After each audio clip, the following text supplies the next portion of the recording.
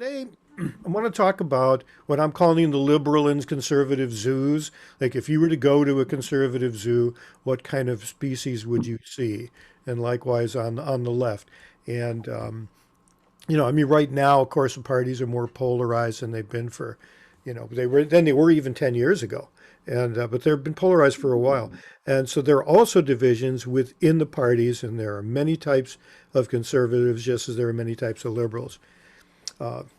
Putting people in categories is always a fool's errand. So some people will find themselves in one or more categories, while others may not think they belong to any of them. A good number of people that I've seen as I went out and researched this a little more, uh, who do this, find that, or at least I find that the categories they put people in, the names they have for them, they're all different. They change over time, so it isn't as if there's an accepted. I think the only thing that's accepted is left, center, and right. And as far as I'm concerned, I've never seen a centrist worldview. What I see is centrists are taking from both worldviews and forming something in the middle. So anyway, still, trip to the zoo is always fun. So get your juice boxes, and we can go to the zoo. So let me start here, and let me say that. Let me get my presentation thingy going here. So there are three. I'm calling it three major political groups. There are outsiders, there are conservatives, and there are liberals. So let's look at outsiders first. Uh, the outsiders are the folks who don't vote, whoever they may be. Some have no interest in politics. Some are working three jobs just to stay alive. I can sure guess why you don't want to sit down and watch MSNBC or even Fox News after you come home from three jobs. I get that. Others are prevented from voting for reasons ranging from their status as felons to the intentional and now widespread and largely racial voter suppression campaign by the GOP. Still others are young. They're not voting now, but many of them probably will join the voter ranks as they age. But sometimes people, and even I did here with an asleep at the wheel going on here, but there are many people who just don't vote for reasons that are not so simple. And then there are conservatives. This is the entrance of the conservative zoo, near as I can tell. And the first group I want to talk about, and these are not necessarily in any order. And as I go through, I may refer to one that we haven't talked about yet, but we will get to that. And so in all of the checking around, in every single list or categorization of various types of liberals and conservatives, this is one group I did not see mentioned. These are the plutocrats. And the plutocrats, and this is just a quick list of what we'll cover, but I'm going to go right to the plutocrats. Here's an example of one right here. This is actually probably the head guy. Not probably, is the head guy.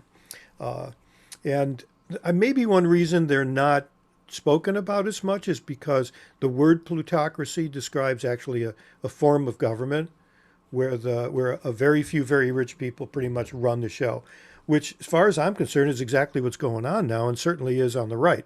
And so I thought they deserved their own category, and they're going to get called out here. So the plutocrats prefer to remain stealthy, and they seek control over the economy and the government, which is a goal that conservative plutocrats have certainly succeeded at. So it makes sense to give them their own category out here in the light of day where we can see them. They are obviously nocturnal creatures otherwise. Though they may personally believe in other parts of the worldview, their first priority is the concentration of wealth and power.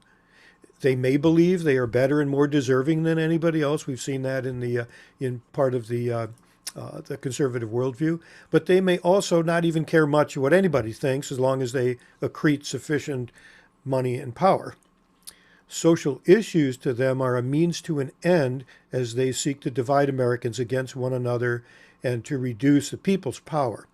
And oddly enough, this is not just this just doesn't happen at the national level or a large or even a state level. This actually has been the kind of model that's been used in a lot of small communities around the United States, in the South most prominently, where you would have folks who are very wealthy in that area, and they will have the police and the judges and the entire governmental system pretty much under their control. They kind of work for them, and they basically tell the folks in the community that, well, we're not the ones screwing you. It's I mean, it's the liberals, and count your lucky stars. At least you're not black. That's the way that kind of goes, and so. These guys, the plutocrats, began their takeover in the 70s, and they now pretty much completely control the Republican Party, and they've achieved their ends. And I'm going to show you a chart, the only chart I'll put up here just because it's an important one. This is one measure. I think you've seen charts very much like this. This one I like because it shows that from before 1950 up to about 1970, when they started their big campaign of giving businesses and wealth more power. As the economy rose, so did everyone's wages. The people in the top 5%, the people in the median, right in the middle, the 20th percentile. Pretty much everybody did well when the economy did well. And then as the plutocrats achieved what they wanted to achieve, we start seeing the charts diverge until now. Wages pretty much now have leveled off, and they just keep going up for the 95th percentile. I think you've seen that same thing in wages versus or wages that you can see where the it's even a more striking change. So anyway, that is those guys, the plutocrats. Let's go to the core conservatives. And core conservatives, and I'll pop this screen back up so you can see the other ones we cover. Core or fiscal conservatives believe capitalism is inherently benevolent and fair and operates best without restraint by government. They want smaller government and low corporate taxes and are themselves financially secure. They welcome a global economy for the opportunity it brings. They believe they are doing well and will continue to do so if the government, for the most part, stays out of the way. In a way, fiscal conservatism is a bit of a plug-in, I'm calling it, that other types of conservatives will also claim to be fiscal conservatives. Then there's the neocons, the neoconservatives. And sorry, I couldn't resist. I had to put this up. A long time ago, I realized that Dick Cheney in his wheelchair looked just like Dr. Strangelove, so I had to make up a little thing there. But the neocons are primarily concerned with using power to spread their worldview. That's about as close as I could get to a summation of the neocons. Washington Post, in a recent opinion piece, said that a neoconservative believes that other countries are a threat to us if they have different domestic political systems, so they must be defeated by all necessary means, including military force. The war with Iraq most definitely was that exact kind of war. And here's some interesting bit of history. The neoconservative movement sprouted in the 60s in response to the counterculture movement, and I'm sure there are some counterculturists here. And it was later bolstered, oddly enough, by disillusioned liberal intellectuals of the 1970s. And that was a little bit of a surprise to me. Then there are the social conservatives. And, hold on, pardon me, my text turned a different color. It turned black and I couldn't read it. Okay, so social conservatives adhere strictly to a moral ideology based on family values and religious traditions. For U.S. social conservatives, Christianity, often evangelical Christianity, guides all political positions on social issues. U.S. social conservatives are mostly right-wing and hold firmly to a pro-life, pro-family, and pro-religion agenda. They also believe that others should adhere to the same principles and are not opposed to using the government to enforce their beliefs, despite their protestations to the contrary. Okay, then we have the clickbait Republicans, or the Trumpers. Uh, Trumpers are a relatively new species in the Republican zoo. In the 70s, again, that same time that the money people were getting going, joining with the GOP, uh, in the 70s, the GOP and its controlling plutocrats intentionally, let's say, bioengineered an identity for their conservative base by treating them like mushrooms, as my friend Dan Ryan says, which is to keep them in the dark and feed them on BS. The intention was to distract their base from the fact that it was the GOP that was actually causing their lives to be more miserable. And basically so that they can concentrate wealth generated by the workers into the hands of the few greedy individuals, the aforementioned plutocrats.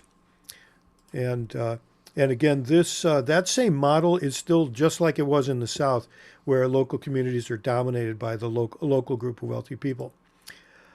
Using standard tricks of propaganda, fear, and division, they skillfully manipulated their creation until the people they fooled eventually began thinking they could elect people on their own, and the GOP lost control of them.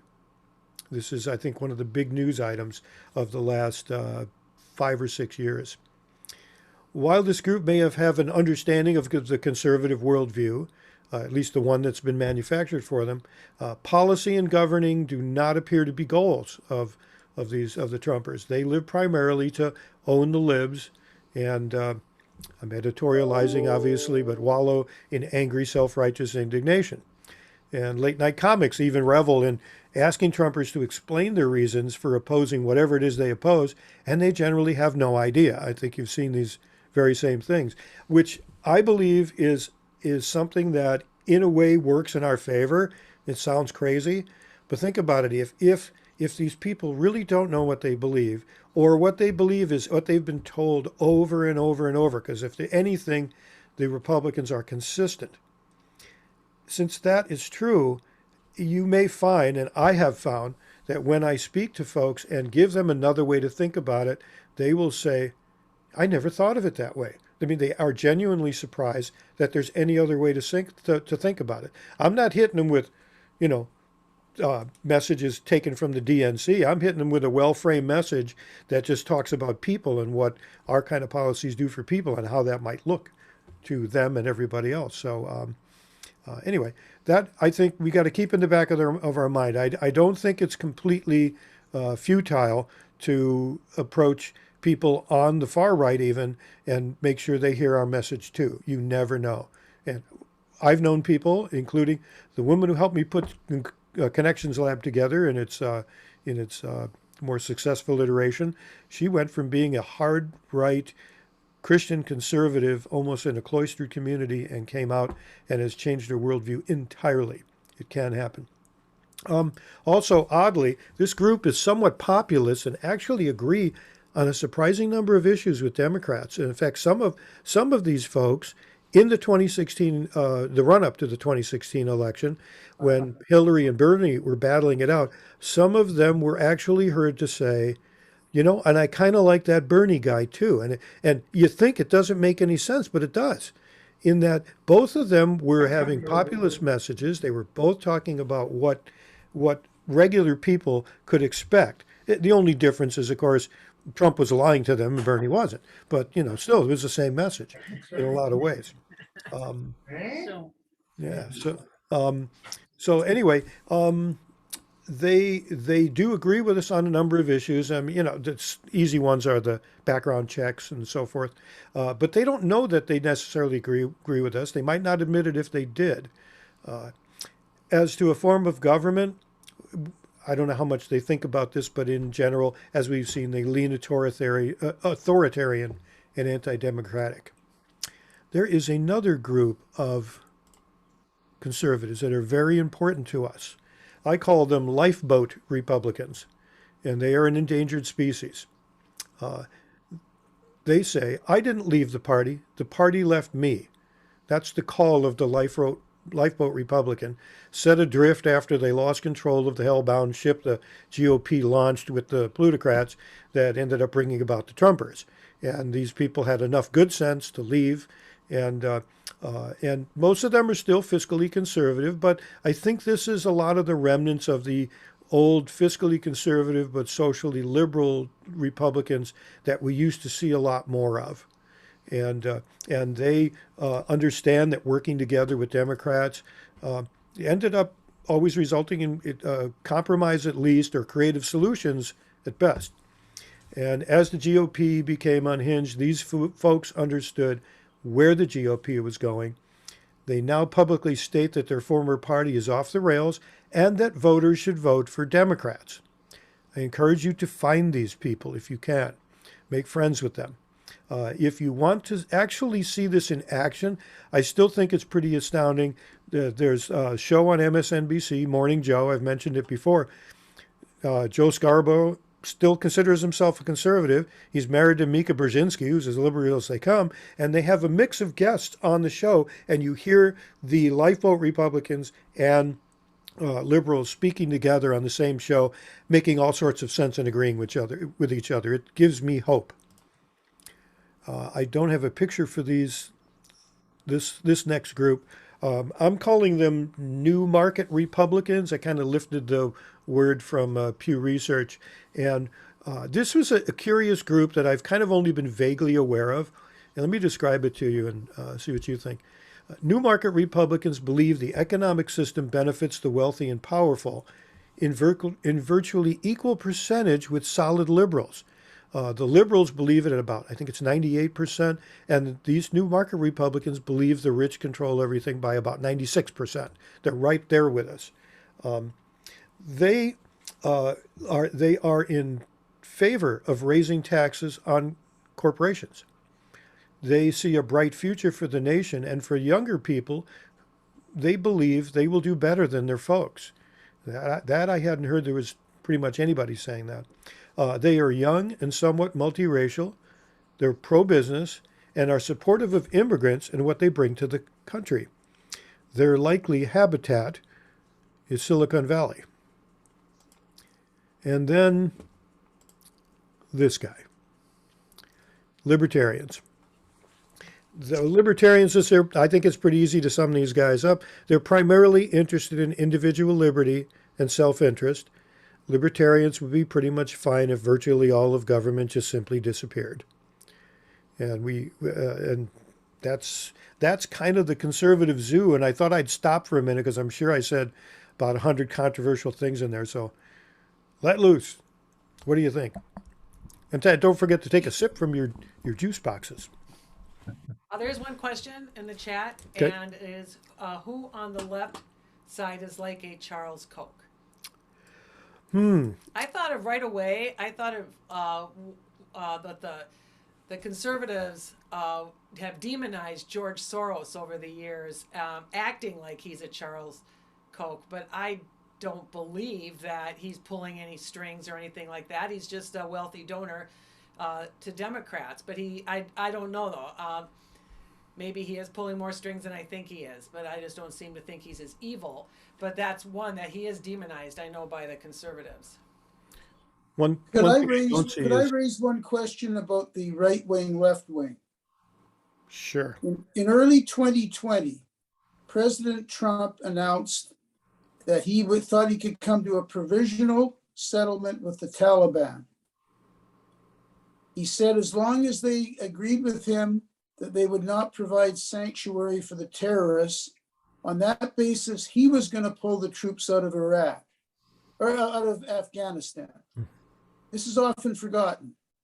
The establishment of both the Republican and Democratic parties were very much against that.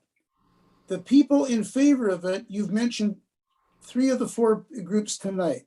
Rand Paul was in favor of it. Charles Koch was in favor of it. Bernie Sanders was in favor of it.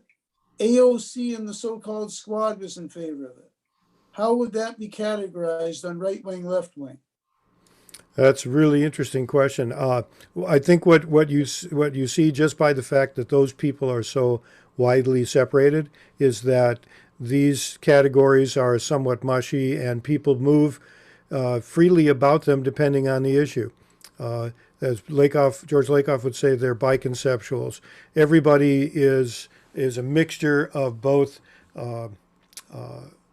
conservative and liberal values, and it's just when they choose to apply them into what policies.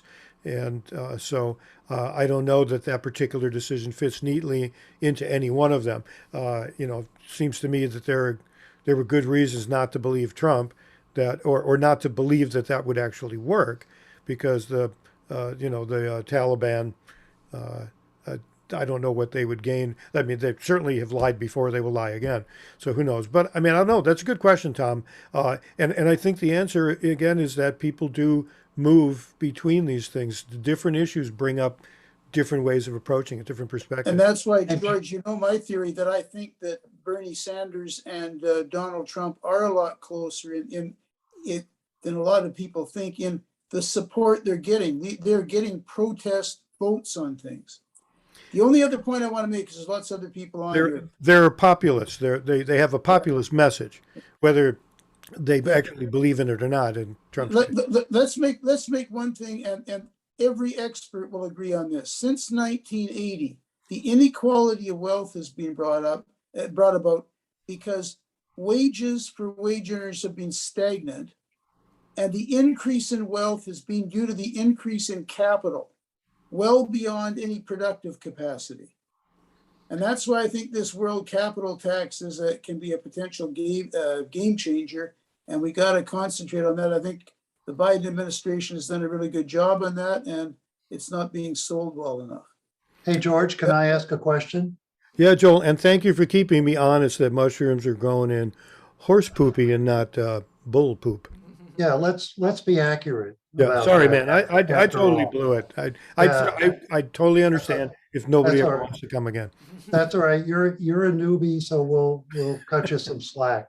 Thanks, Joel. That. So could you say a few more words about the Trump followers? I think those are the ones that are really concerning at the moment, and there seems to be a split of opinion out there as to whether the basic motivation of this bunch of people is racial animus, or whether they feel economically disadvantaged and left behind, or some combination of all of that. So in order to begin to speak to them, we probably ought to better understand those motivations. How do you tease that out?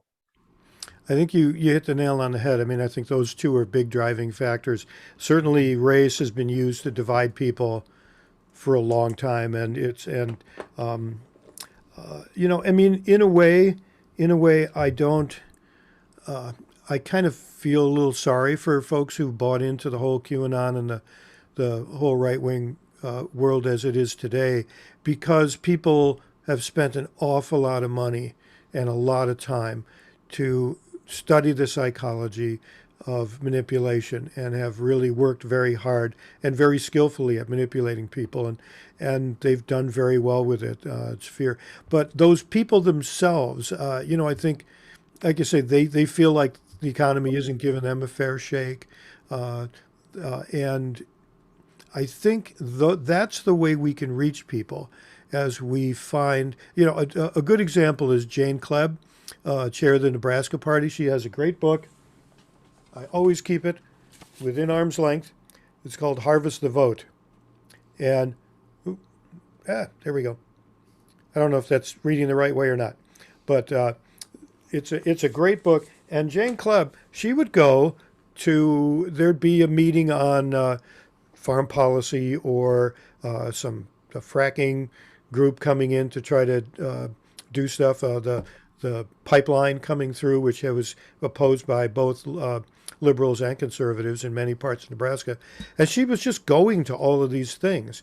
And one of the guys basically says to her, you're here. I don't see those other, or actually, I think she said to them, I know we disagree on things, but she said, look, I'm here for all this stuff. And you've noticed I'm with you on the issues. So, I think that's it's a great book, whether you're interested in rural America or not. Just the way that Jane and other folks in Nebraska really got things going. It's a good read. It's fun, but it also just shows you the heart of an organizer trying to make things happen in her state. So I don't think I totally answered your question, Joel. There's been some literature about it. Hoke Shield's book about Louisiana. There was one about Wisconsin that seemed to weave these two factors together into some sort of formula whereby people feel that they're not being treated fairly. And part of the reason is that the government is putting racial minorities in the line ahead of them. Right. Yeah. So there's this feeling of resentment. Yeah. And it brings in resentment against government, brings in resentment against primarily, frankly, blacks, but also immigrants. So that's the hypothesis I'm working on now. Yeah. And I don't know. I guess we'll see if that pans out. Oh, I've seen plenty of. There are people talking about that. It's certainly something that's out there, and the whole think about race in this situation. They're the scapegoats, right? The people out there who are the QAnons and the rest, they're being told that black people are the cause. They're being told that because the wealthy are actually the ones taking money from them, and they and blaming it on black people. It's the projection, which is a favorite tool on the right, and they're just projecting projecting what they're doing onto others. Sorry, my phone. George forgot to turn his phone off. I think I know better. Yeah. But yeah, you have to thank watch. You have to watch out for that. The projection by those guys is amazing. It's always I didn't do it. Johnny did it. It's worked for centuries. It will continue to work. There's a But we question can on fight it here. back. There's a lot of great comments Yeah. in the chat, but there is a question. How do militias and armed groups fit into the right taxonomy? I conclude them in with the Trumpers. They seem to have gotten to the point now where you've seen people in like in Germany in the 30s and in other places around the world where you fire people up and you get them believing in enemies so much that they decide it's okay to use violence. And I know a lot of us are worried about that. We've seen it before. It's not new. And let's take another one if there is one before. Connie says, this is important. It's important to name the forces behind inequality. Greedy corporations and billionaires have destroyed unions, offshore jobs, depressed wages, and lobbied successfully for reducing taxes on themselves. This is an important thing that we need to do, and there are a number of people who teach framing like I do who say the same thing, that it is important to what's called name the villains. Because otherwise, I mean, for example, you didn't hear people talking all that much about the Kochs, but these are the folks who are making this stuff happen, and it's important to call them out and say they're the ones doing this. Some people worry, well, is that negative? If it's the truth and it's bad, it's the truth. I mean, and we're doing people a disservice by trying to candy coat it. I think when I think of negative advertising, I think of people who are intentionally trying to fool somebody else, especially by using race or any other way they can to make somebody look bad. So, okay, let's take a quick look, and we can come back to these other ones later too. Let's take a look at liberals. This is apparently the beginning of the liberal zoo portion of the zoo. And these are the types of liberals that, and again, I just made up some categories, pulled some things together out of all of what I've read. A lot of the stuff out there is out of date, so I tried to update a little bit. The first group is the solid liberals. and it's the largest group in the Democratic coalition. And I'm presenting it first because it is also like a plug-in. Other species of liberal will generally adhere to most of these characteristics. The solid liberals are generally highly educated and politically engaged. They hold consistent liberal values. They back a robust role for government and are strong advocates of the social safety net. This I'm getting from Pew Research. Large majorities view the current economic system as unfair and see economic inequality as a major problem. They take broadly positive views of immigrants, and fully 99% think being open to people from around the world is an essential part of the nation's identity. Most say more needs to be done to address both racial discrimination and obstacles to women's achievement. And they support same-sex marriage and believe homosexuality should be accepted by society. And so I think that covers a lot of liberals, and that seems to be the largest group of people who adhere to those things. Then there are the centrist or moderate, or otherwise known as Clinton Democrats, and there's a name for the particular viewpoint they take, which is the third way.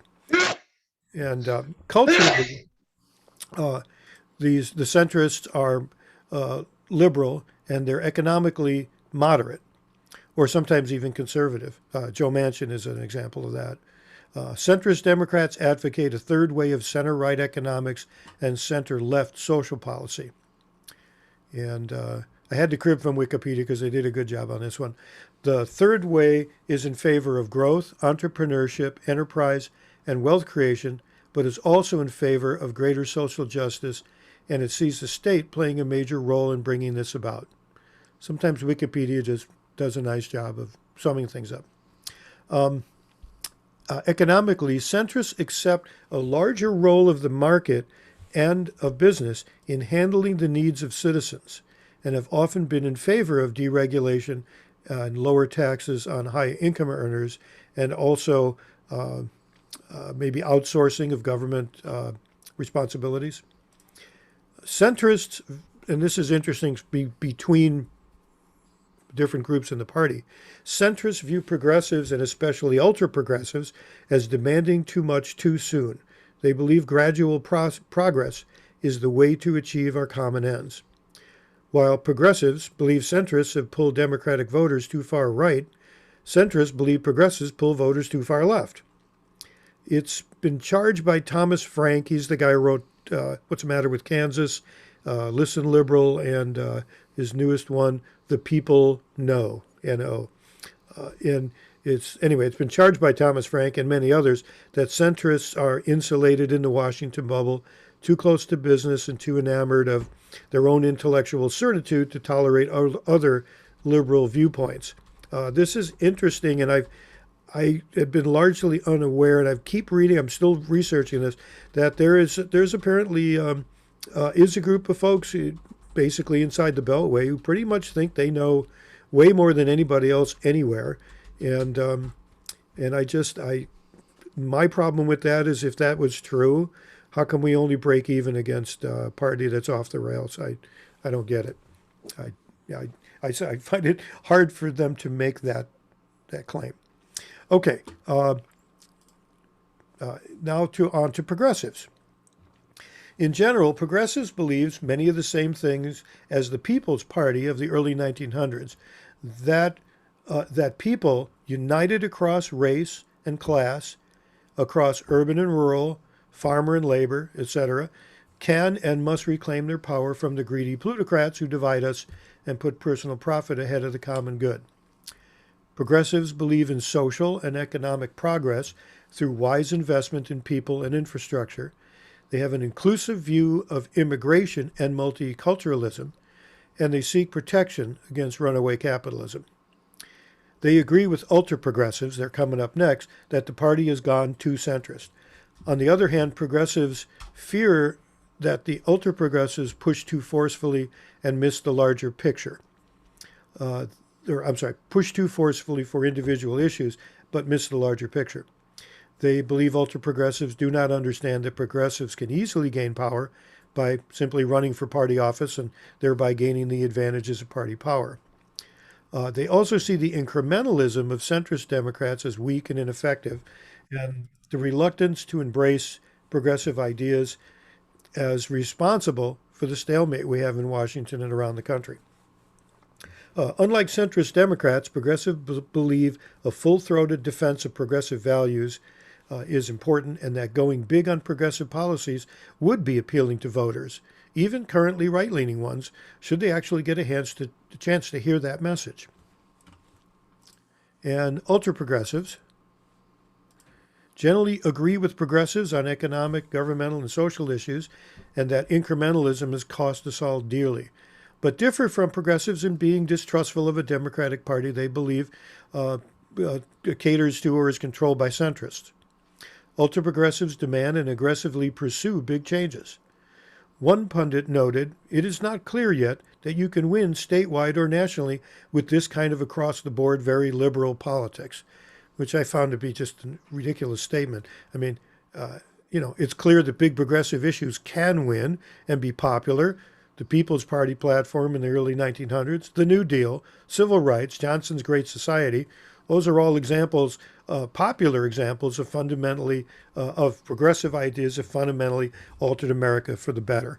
And so I think it's important that at least I agree with ultra progressives in that I think it's important that we make this an issue, that we boldly speak what our values are.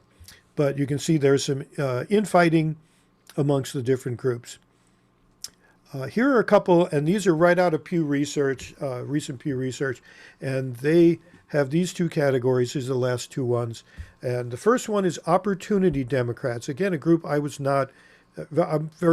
murky on and still am a little murky on. For the most part, Opportunity Democrats agree with solid liberals on major issues. But Opportunity Democrats are less affluent, less politically engaged, and less liberal, both in their attitudes on issues and in how they describe themselves politically. One area of difference between Opportunity Democrats and solid liberals is on corporate profits. 40% of Opportunity Democrats say most corporations make a fair and reasonable amount of profit, compared with 16% of solid liberals. And Opportunity Democrats stand out in their belief that most people can get ahead if they are willing to work hard. So that's an interesting group of Democrats, and but certainly, you will find. I'm guessing you'll find small business people in this group. And the last group is Disaffected Democrats. They have a very positive feeling towards the Democratic Party and its leading figures. Their disaffection stems from their cynicism about politics, government, and the way things are going in the country. This financially stressed minority group supports activist government and the social safety net, but most say government is wasteful and inefficient. A large majority of disaffected Democrats say their side has been losing in politics, while fewer than half believe that voting gives them a say in how the government runs things.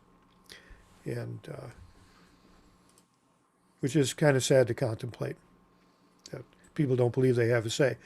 I mean, in many cases, in many states, they're absolutely right. If your vote isn't going to be counted, then you don't have a say. So, any questions about this portion or comments? So I have a comment. Can I jump in? Yeah, absolutely. So my impression to your categorization of the two sides is that there's a difference in kind between conservative and liberal, not just on the issues, but in the coalition that makes up the two sides. My impression of what you were saying about conservatives is that there are many more divisions and alternate points of view that don't necessarily mesh all that well. Whereas on the liberal side, my impression of your summary, and I think probably a fact, is that there is actually more consistency in worldview of good guys and bad guys and positives and negatives, but it's all a question of degree about how far to go. So there's a qualitative difference there. I agree. That's a very astute observation. On the left, we don't necessarily really disagree very much, but the history of the Republican Party or the conservative right from the 70s on has always been a coalition of very disparate elements who have agreed, for the sake of getting their own stuff done, to be maybe strange bedfellows. But You know, then, but some of then, them hate each other. but then to speak out of the other side of my mouth, is that Republicans have the reputation of falling in line when given orders. Whereas, the famous Will Rogers thing about Democrats not being an organized political group, Yeah. of which we just saw a demonstration in Washington trying to pull together the budget bills. Yeah. So I can't figure it out. On the one hand, Hey, theoretically, Joel, I think you've hit the nail on the head here. all right. Can I just butt in and say that there are Yeah, commentators out. explain it all to me. Well, I'll give you at least somebody's point of view. There are commentators during the Trump administration early on, and they kept up this point of view that were basically saying, look, the reason he had to keep tweeting so much, and he was tweeting 24 hours a day, was he had so many different disparate groups that he had to stay in touch with, and there was this message for that group and this message for that group. And while there was a certain amount of stand up and salute because the boss says so, which is a right-leaning concept, and so he could get some conformity from that, he still had to keep, basically he spent the whole 4 years trying to hold his coalition together, and that's why he was so annoying in communication. So I mean, for example, let's see, what was it? Lock her up, drain the swamp, make America great again, and build the wall. And all those spoke, you can pick out from George's thing here, different groups that each one of those spoke to. Mhm. Now they all spoke to kind of everybody, sort of a little, but, and he tried to make America great again be the big umbrella thing. But really those were, Drain the Swamp was to the Libertarian and New Market people. The Neocons were Make America Great Again. Where were they? The clickbait Republicans are the Build the Wall, and the Lock Her Up. I'm not sure which group that falls into, but they were a group. Yeah, go ahead. So the point, your point is well taken, that the Republicans have an issue keeping their otherwise disparate coalition together, and that Trump's form of communication, as loathsome as it was to us, actually served purpose on the other side. So then I want to push off from Gary's point and say that it seems to me, George, that this presents an opportunity in communication and political attack from our side against the Republicans, if we can learn to be negative, if we can learn to be aggressive, if we can learn to bash the other side, then we could do that in such a way as to have the objective to pull the thread out of the sweater, to unstitch this disparate coalition that the Republicans have, and help it come apart. But I don't see the Democrats having that strategy. Well, it's divide and conquer is what you're talking about, and in theory, in theory that could be, it could work, but the thing is, the Republican side is better at, okay, these are the marching orders as decided by the man on top. It's literally a part of their ideological DNA, right? Here's the marching orders. Now go march. Maybe your particular view is subordinated at the moment, but we'll come back to you. Okay, then they salute and they go and they attack. And those ideas of saluting and then going and executing an attack, that's the part that's missing from the left-hand side's DNA. We don't salute, right, Will Rogers, and we don't really attack very well. We want to analyze and talk about process and stuff that isn't really an attack. But Well, I think we're still selling FDR, and I think that's we're true. in a different era. And so I agree with you that, you know, there needs to be an attack mode. And I guess I'm learning in this discussion that the attack mode could have an underlying strategy of picking apart the constituent elements on the other side. So George, what do you think about that? I was going to ask a question too. Just I'm thinking of George talked about the ultra progressives, and I see AOC. She is really good at attacking in a very Hmm. intelligent way, and I'm just wondering if maybe the ultra progressives are more inclined to that than say the centric Democrats or centrist Democrats. I don't know. I'm just wondering because boy, I mean, she doesn't hesitate, and she's so smart about it.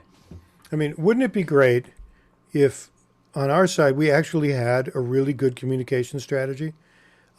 We are tactical beasts. We've talked about this so many times before. Democrats are tactical, and we think about what it takes to win this election, which forces our candidates to move to the right, and anybody sees where that ends up. And so it would be great if we could look at the different parts of our side and notice the positive aspects of all of it.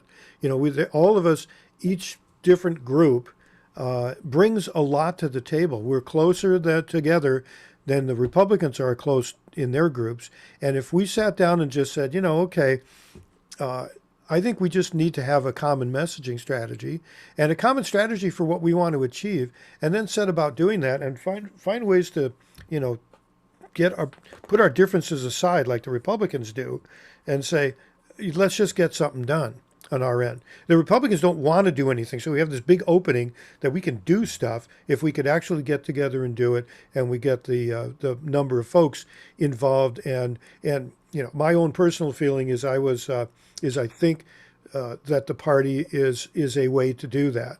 It doesn't exclude other ways of doing it, but what is interesting is that some people will feel that that the party is against them, and they're generally newer people who haven't spent much time in the party, uh, and also assume that there are no progressives in the party, which was a big surprise to progressives in 2016, during, like, especially here in Minnesota, where the Bernie delegates outnumbered the Hillary delegates and showed up in force. And then after the endorsing convention, state convention just vanished.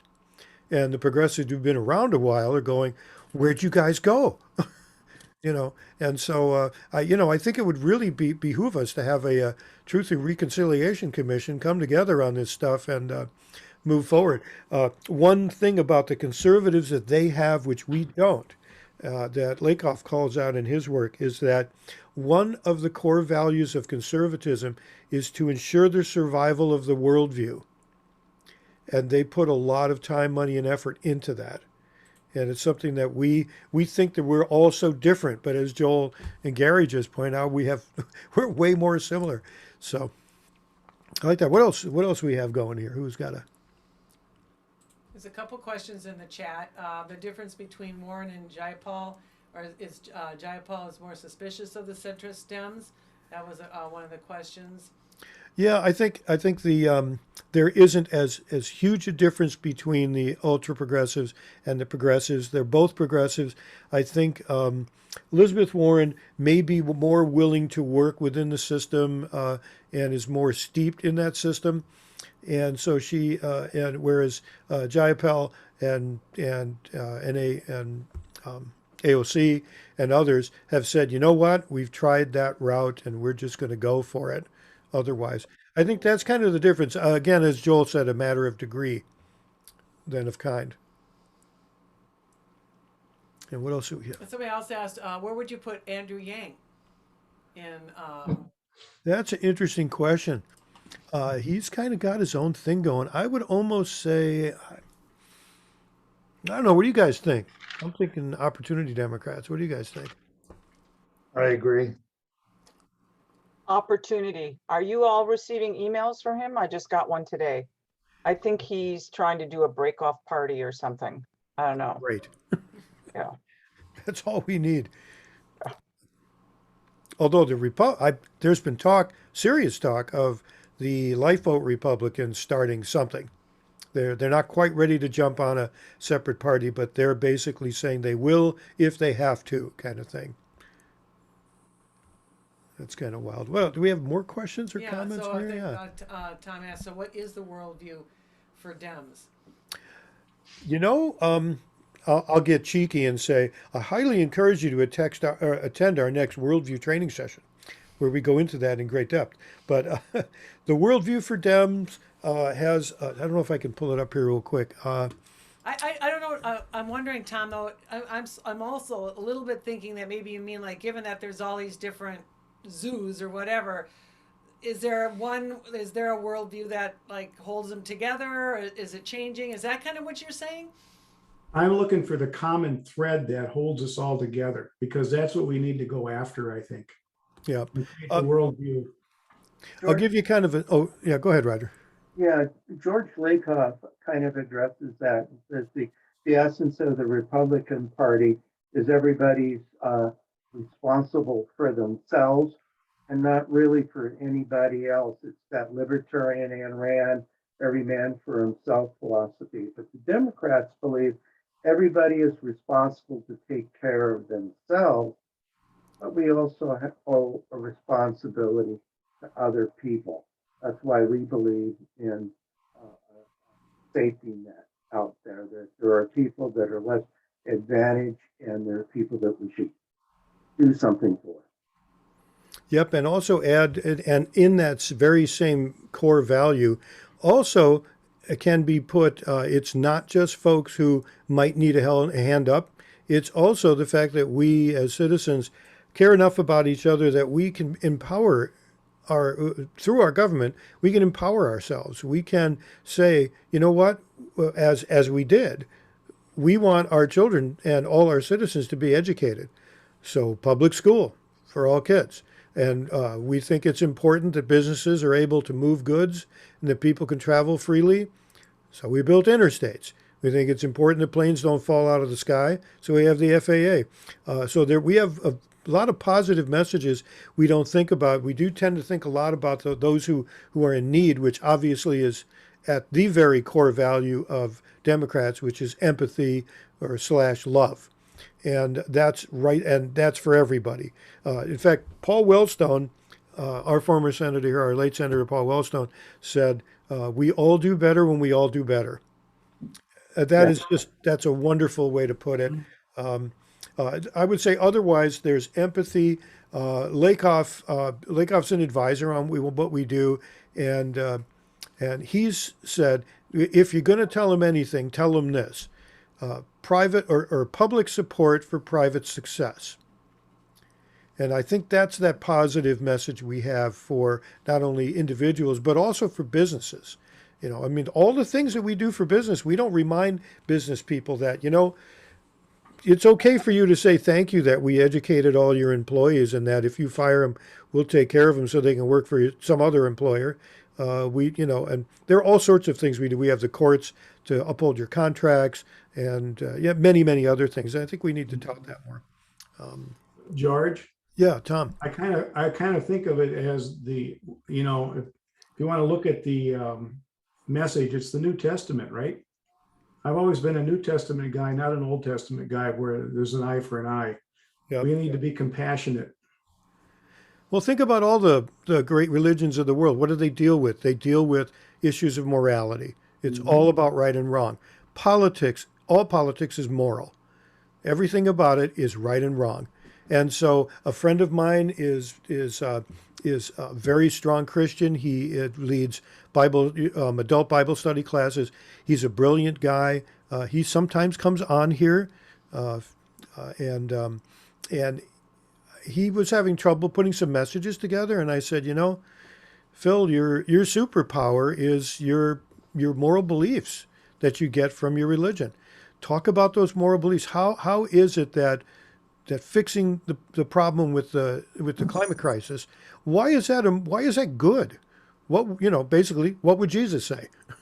Come out and put a moral message on it, and that applies to any of the great religions and any of the great moral traditions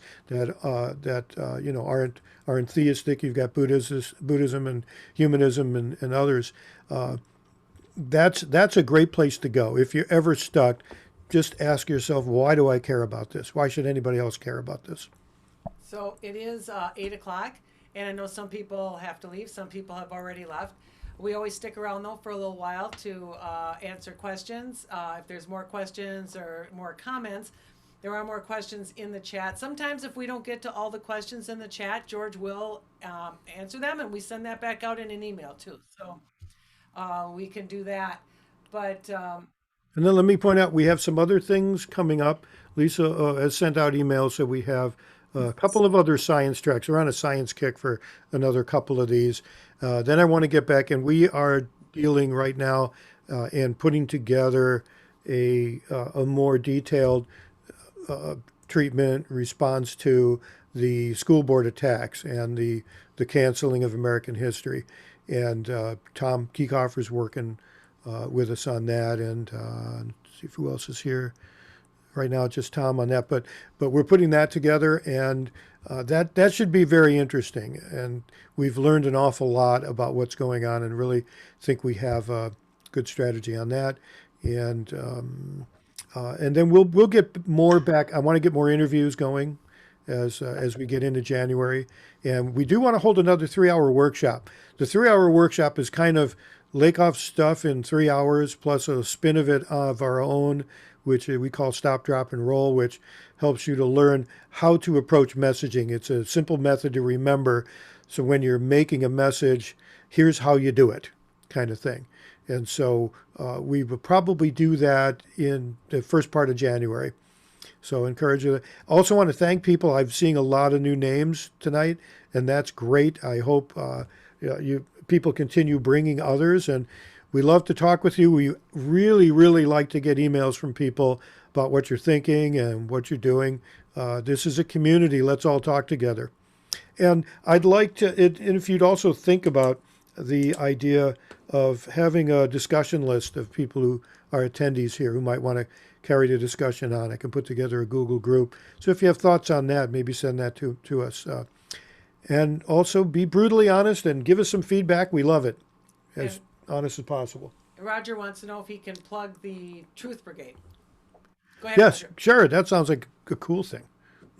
Actually, I'm working with two groups. I started off with the Truth Brigade, which is part of the Indivisibles movement, and they're pretty cool. They're using George Lakoff's Truth Sandwich Yep.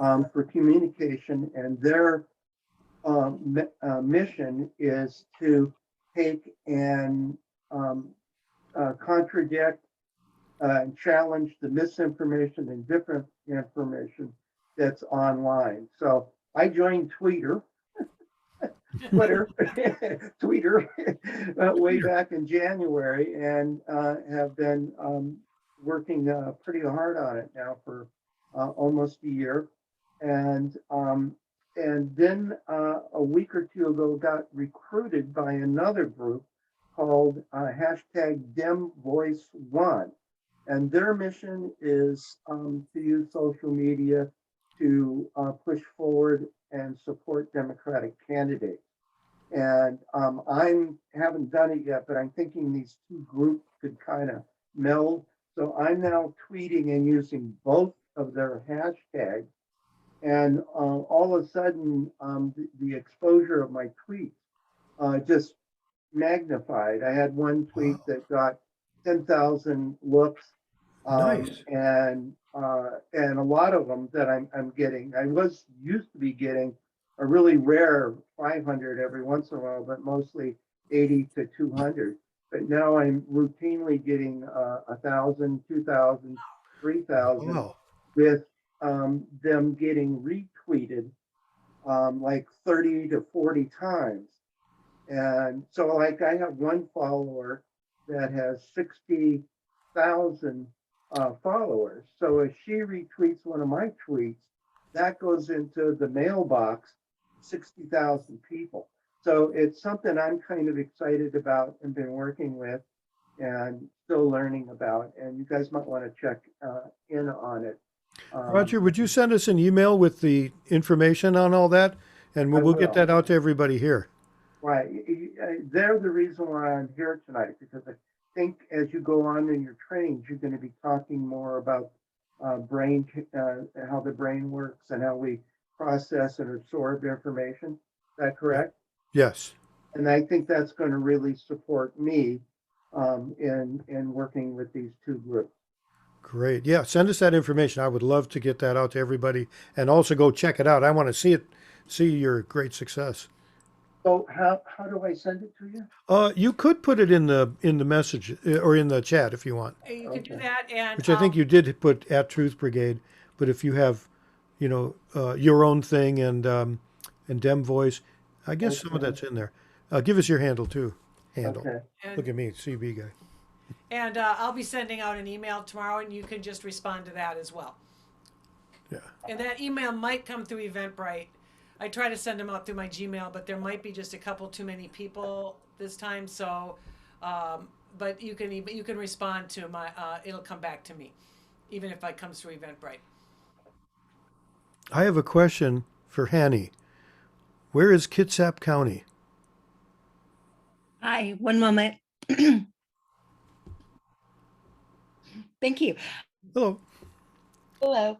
Kitsap County is in Washington State, to the left of Seattle. I like to tell people Okay. across left of Seattle. Okay. That's where we are. Very Great to cool. see you. I bet you it's really pretty there. It really is. And I'm back in my childhood home, and it's incredible. Very cool. Yeah. Thanks. I'm really good. We're getting a number of people from Washington coming in on these now since the training we did. It's really cool getting different perspectives. Good to see you. Thank you. You bet. Anybody else have anything going? Deanna asked a question, and she's still on the call, so I'm going to ask it. Okay. How do you answer something like Manchin's comment that we shouldn't fund children's programs, pre-K, etc.? It doesn't sound like a Democrat. Yeah, he doesn't sound like a Democrat. How do you respond to it? I think, in a lot of ways, the same way we, quote, respond to Republicans, and that is not to necessarily directly respond to what they're doing. Come out really strong with our message.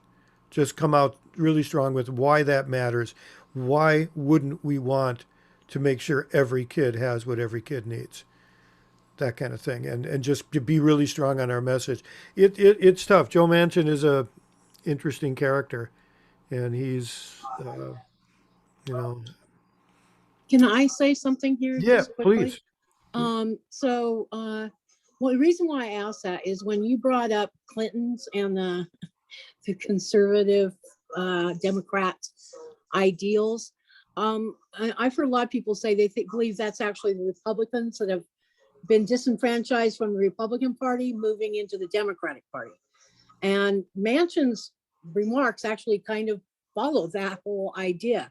So you get a lot of pushback from certain people that there's a whole part of the Democratic Party that isn't actually acting as what we would traditionally call Democrats. And so I'm just kind of curious what your thoughts are on that, because this is divided out so much. Yeah, and it's also affected by the idea that, well, Joe Manchin is like we need him now. Otherwise, it might be easier to just cut him loose. But I really think that if Democrats, and certainly what we see here in this group, there are other people doing this training, that this idea of framing according to the principles that Lakoff and others have laid out is really catching on. And I think if we just all do that, and when we go to endorse candidates, we endorse candidates who get it.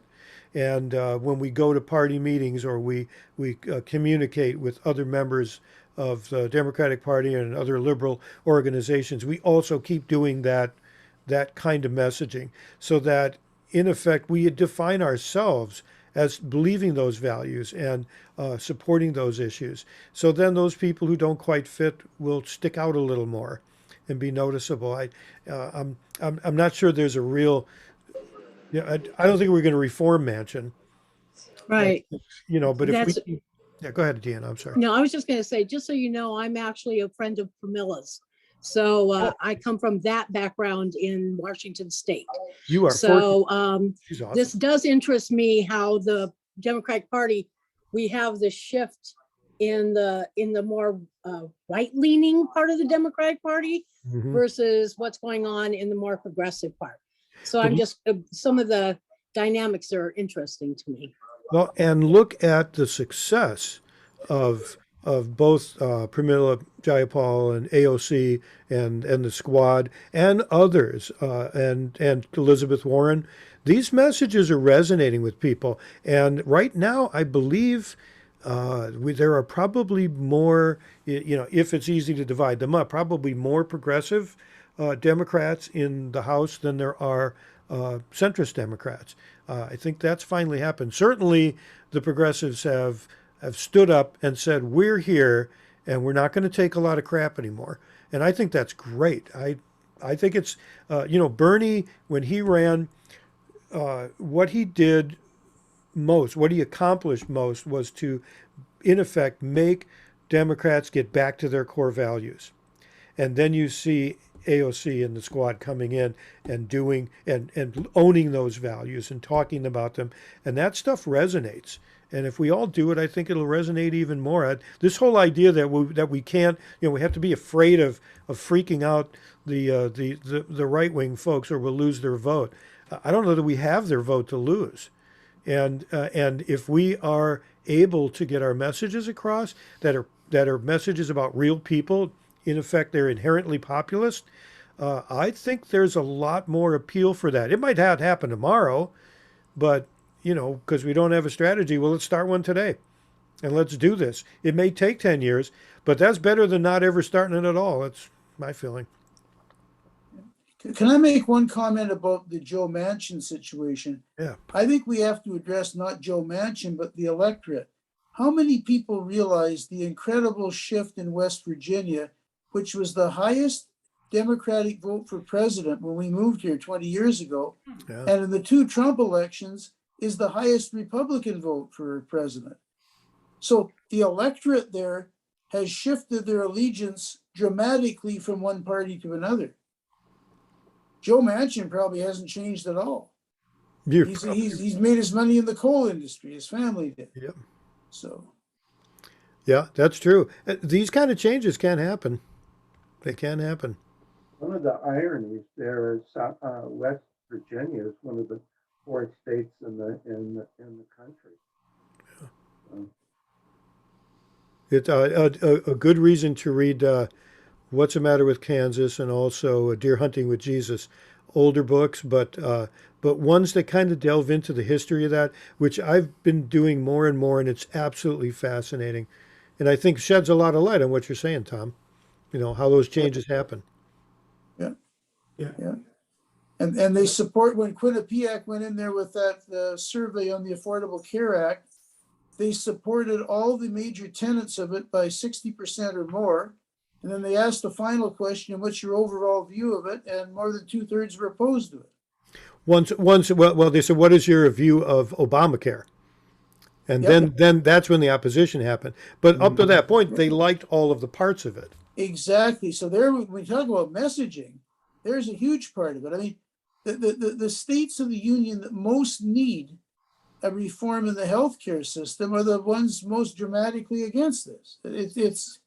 It's counterintuitive, to say the least. Well, you go back to messaging about right and wrong, about especially healthcare. Everybody's got a story about healthcare that shows what's wrong with the system, and what could be, and we can talk about what could be right with it.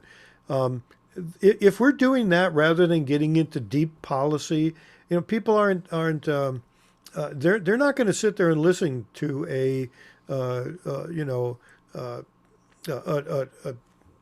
huge presentation on deep issues. They want to know what is this thing going to do? I don't need the details. What's this going to do for me? How am I going to benefit from this? Well, you'll be healthier. You'll be able to go to, if you live in a rural area, we'll open clinics back up, send doctors out there. Talk in those terms. Put people, make it all about people. And then, you're not using the words, the fancy words. You're not using jargon. people will respond to that. I really believe it. Oh, George. Cool. Tom brought up Virginia too. The same thing happened in Minnesota. Northern Minnesota was strong Democrats. I mean, they're very unionized. They still are unionized, but over the last 20 years, they shifted to voting Republican. Yep. And it's like, I've got my son's got a father-in-law that's from the range. One of these days, I'm going to sit down and ask him about it because he's a Democrat. And I say, what goes on? I mean, why did that happen? And I think it's the messaging that the big companies are trying to divide these individuals so that they can conquer them. And they just happen to fall into the Republican messaging. Some I've read, again, Thomas Frank, but believes that the Democratic Party kind of didn't make labor a big priority, like they used to. Didn't make farmers a big priority like they used to. And even here in Minnesota, the Democratic Farmer Labor Party is the official name of our party. Maybe we're better at it here, but it's something we haven't done. How strange is it that unions are turning right wing? That's weird. I think what's happening is that the companies are saying, hey, we got all these regulations that we can't operate anymore. We've got to lay people off. And in reality, what's happening, and the message is, hey, these places are modernizing and automating everything. They don't need as much labor anymore. Right. And they're pulling a lot of money out of the business to go into their own pockets. And so they're not going to pay you. And I mean, the last message out of I remember the company out of Silver Bay is they're shutting down because, they're getting the IRRB is their tariff, or not tariff, but their tax on the taconite going out is too high. Well, it's been that way for the last 3 years. It hasn't changed. They're just trying to use it as an excuse so they can shut the mine down. And the mine that taconite comes from is a non-unionized mine. So they're basically shutting that down. And then, of course, nobody's working. Yeah. Well, let's get out there and be fierce union advocates. And in this next election cycle, I see Ask Me. Laura has got her Ask Me up there, and SEIU and the other, the AFL-CIO people who come out and help door knock and phone call. Let's make sure we spend time with them and talk with them, and make sure we reconnect and support, especially now. I mean, like I said earlier on, we have a tremendous opportunity, I think, right now. It's something we do need to jump on. It's like buying, Bitcoin at 0.4 cents. I think we need to jump on here, get really heavy back into talking to people about unionizing and being part of organized labor. I think that can be very, very strong for us. Otherwise, if we don't, we'll cede more and more unions to the right wing. I'm afraid of that. I don't want to see that happen. Well, folks, this was fun as always. Thanks. It was obvious that people invited others, so keep on doing that. Keep on doing that. Yep. That's really cool. All right. Thanks, everybody. Good. Take care, people. Thank you, Thank folks. you. Thank you so much. Thanks. Thank you.